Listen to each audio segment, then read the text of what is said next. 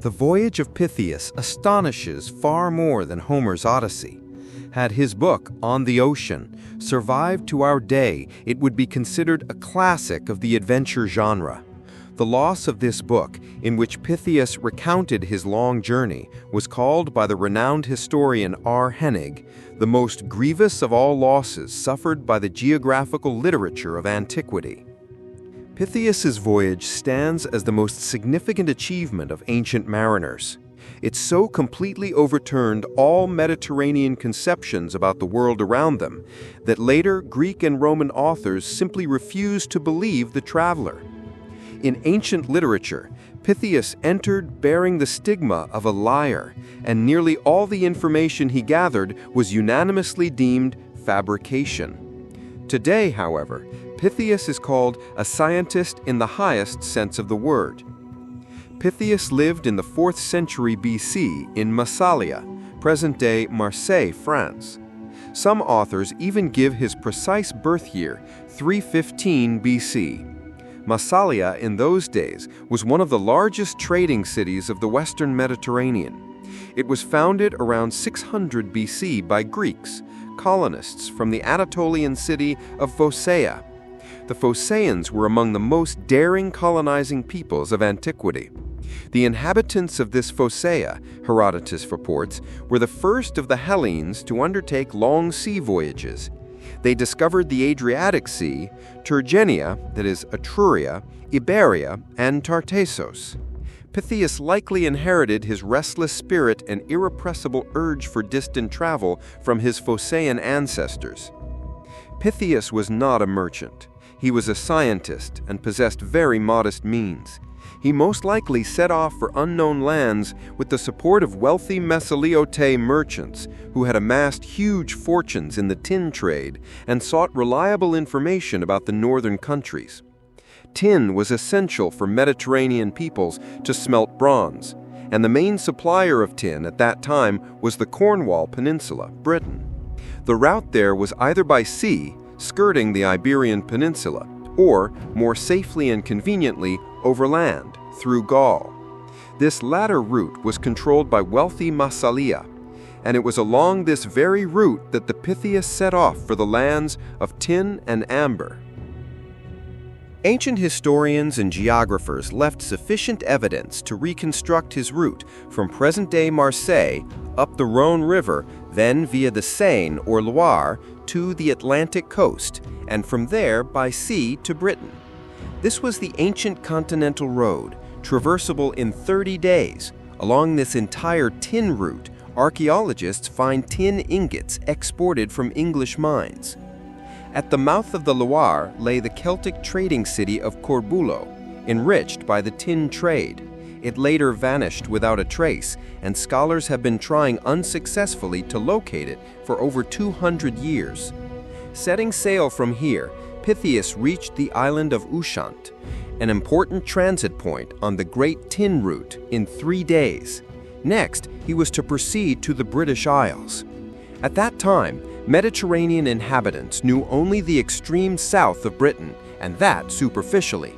Evidently, the Massalite merchants tasked Pytheas with exploring this land so rich in tin, determining whether it was part of the mainland or merely an island, and of course, fully assessing its commercial prospects. On a ship hired in Corbulo, Pytheas embarked on a long voyage around Britain. It took him 40 days to circumnavigate the entire island. He landed ashore, met and conversed with the local inhabitants.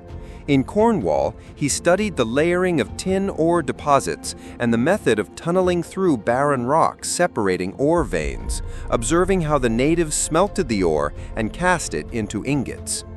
In his notes, Pytheas remarked that the miners were friendly, hospitable, and intelligent because they constantly interacted with other peoples. This, like other details, reaches us only through the words of other authors. Describing his journey into the interior of Britain, Pytheas states that the country was inhabited by farmers, living mostly at peace with one another. Pytheas was an attentive observer and a good astronomer. He discovered that the pole star was not precisely at the celestial pole. He observed the tides in the northern seas and later described them. Pytheas described Britain as a triangular island and roughly calculated the dimensions of each side. While he significantly overestimated the island's size, he determined the correct proportions. In one passage, Pytheas claims that during a storm he saw waves 60 cubits high, that is, 27 meters. To many, this seemed fabulous. However, there is every reason to believe Pytheas witnessed a storm in the Pentland Firth, off the northern tip of Scotland. Here, when a storm coincides with the tide, waves up to 18 meters high form, and spray columns rise even higher. In Scotland, Pytheas was told that 6 days' journey north of Britain lay the island of Thule. Its name entered literature as a symbol of the extreme limit of the known world, and since then, Ultima Thule has meant the ends of the earth. Some geographers believe this name referred to Iceland, others to part of Norway, and still others to Greenland. It is highly significant that even in those distant times, sea communication existed between Britain and the far northern lands. During his voyage, Pytheas ventured further north than anyone before him, beyond 60 degrees N latitude. Today, he is sometimes called the first polar explorer. In search of the legendary land of Thule, he possibly reached the Norwegian coast near Trondheim. Pytheas was not content with sailing around Britain. He crossed the English Channel a second time and sailed northeast along the coast of Europe, beyond the Rhine River into Scythia, referring to northern Europe. He visited the mouth of the Elbe, where he heard tales of an island rich in amber, possibly Heligoland. Pytheas did not reach the Baltic Sea. He most likely only attained the western coast of modern Denmark before turning back.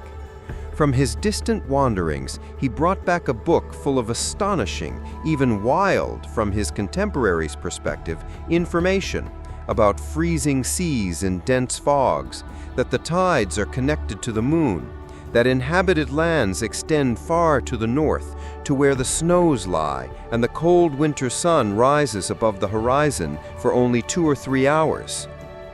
Pytheas was not believed. For the enlightened inhabitant of the ancient Mediterranean, there was no doubt that humans could not live in the gloomy and unbearably cold northern country.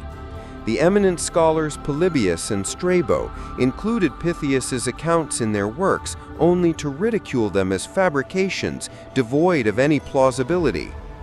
Liar! With this stigma, Pytheas entered the history of ancient science, and this stigma was only washed away 2,000 years later.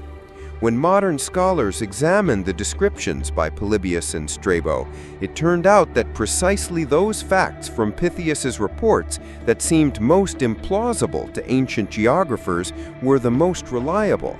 They irrefutably testify that the daring Massalia did indeed journey to the distant northern seas, reaching Ultima Thule, the edge of the earth.